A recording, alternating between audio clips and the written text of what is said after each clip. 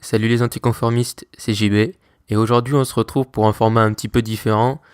J'ai posté une vidéo récemment sur YouTube sur la chose la plus importante pour moi à mon sens, et vu que cette vidéo nécessite pas forcément le format vidéo, j'ai décidé de la réutiliser pour ce podcast, et pour que du coup que personne ne soit pénalisé, c'est-à-dire que si tu ne me suis pas sur YouTube ou que tu n'as pas le temps, que tu préfères écouter des podcasts, je te comprends tout à fait. Et du coup, je voulais quand même partager avec toi cette chose donc, que j'ai partagée en vidéo. J'espère que ça te plaira. C'est, je pense, quelque chose que je vais faire dans le futur, puisque si les vidéos n'ont pas vraiment besoin d'images, je peux aussi les réutiliser en tant qu'audio. Et donc j'espère que ça te plaira et que ça t'inspirera. N'hésite pas à me laisser un avis sur iTunes, à me suivre sur les réseaux sociaux. Enjoy it. La seule chose qui compte vraiment, c'est de faire.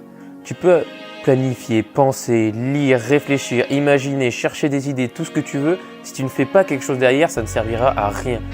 Les entrepreneurs, ce n'est pas les plus chanceux, ce n'est pas ceux qui ont les meilleures idées, c'est juste ceux qui font.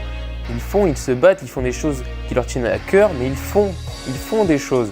Et ils ne passent pas leur temps à planifier, à réfléchir, à se dire non mais j'ai pas encore la bonne idée. Il faut essayer, tu ne peux pas savoir si c'est bien tant que tu ne l'as pas fait. Et si tu y tiens vraiment, si c'est quelque chose que tu aimes et que tu le fais, forcément que tu auras des résultats derrière et forcément que tu auras des choses qui vont arriver dans ta vie qui seront gratifiantes. Et il faut arrêter de se reposer sur nos lauriers et se dire « Oh non mais c'est terrible ». Et il faut arrêter d'être pessimiste comme ça, il faut être optimiste, il faut faire des choses. Et c'est comme ça que tu découvriras ce que tu veux vraiment faire en plus dans ta vie. C'est-à-dire que oui, c'est difficile de dire oui, il faut que tu trouves ta mission de vie, il faut que tu trouves ton but dans la vie, ton objectif, tout ça c'est impossible. Tu ne peux pas le faire en faisant des exercices à la con sur un bout de papier. C'est impossible. La seule chose qui va te permettre de savoir ce que tu veux vraiment faire, c'est d'essayer et de faire les choses.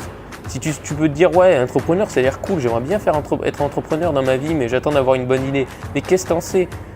On ne peut pas le savoir. Le seul moyen de savoir si tu veux être entrepreneur et si ça te fait pour toi, c'est de faire, c'est d'entreprendre, de créer quelque chose, de créer une auto-entreprise, de créer peu importe quoi, et de le créer et de faire et de rendre compte ah ouais, en fait l'entrepreneuriat j'adore ça, ou alors au contraire non, je déteste ça et au final salarié c'est pas si mal que ça.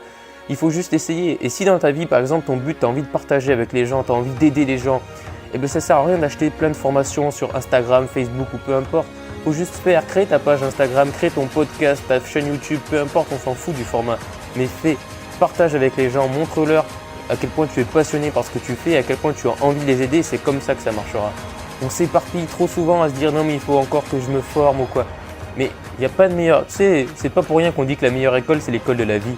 Et c'est totalement vrai, c'est-à-dire que la meilleure école, c'est ce que tu vas apprendre par toi-même, c'est les obstacles auxquels tu vas faire face. Tu peux apprendre au fur et à mesure, c'est-à-dire que tu n'as pas besoin, avant de lancer ta page Facebook, si c'est ce que tu as envie de faire, d'acheter des formations et de lire des livres ou des e-books ou peu importe sur comment être bon sur Facebook. Tu peux lancer ta page Facebook, commencer à faire 2-3 trucs, voir ce qui marche, voir ce qui ne marche pas. Et s'il faut, tu vas lancer un truc super par erreur parce que tu n'as pas justement lu de e-book et que tu n'as pas été formaté par avance. Parce qu'il ne faut pas oublier que les formations, même si elles sont là pour t'aider et te donner des hacks, elles vont aussi dans un sens te formater. Parce qu'ils vont te dire de faire ça, du coup c'est forcément c'est ce que tu vas faire. Et peut-être que tu auras moins de créativité et moins d'idées. Alors que si tu te lances, que tu fais des choses qui te tiennent à cœur et que tu te dis « moi je pense que ça peut marcher », peut-être que tu auras des résultats énormes. Et il ne faut pas se concentrer sur des choses que quelqu'un d'autre nous a dit. Il faut aussi essayer de faire des choses nous-mêmes, d'être créatif, de faire, de se casser la gueule. Et ensuite de se remettre sur nos jambes et de recontinuer et de continuer et de continuer jusqu'à ce qu'on trouve ce qu'on aime vraiment faire justement. Et c'est le mot qu'il faut retenir, c'est juste fais-le. Tu vois, aujourd'hui j'avais envie de te le dire, j'aurais pu me dire ouais c'est une super idée, c'est vrai que c'est vachement bien de dire ça. Bon ben peut-être que je ferai un podcast ou quoi. Mais non, je me suis dit j'en ai marre, je vais prendre mon iPhone, je vais me filmer et je vais faire une vidéo et je vais t'en parler parce que j'ai envie de t'en parler et j'ai envie que tu fasses quelque chose. C'est trop facile de planifier, de voir des vidéos et de se dire ouais c'est vrai que je pourrais faire ça et je le ferai en 2018, en 2019 ou dans une autre année.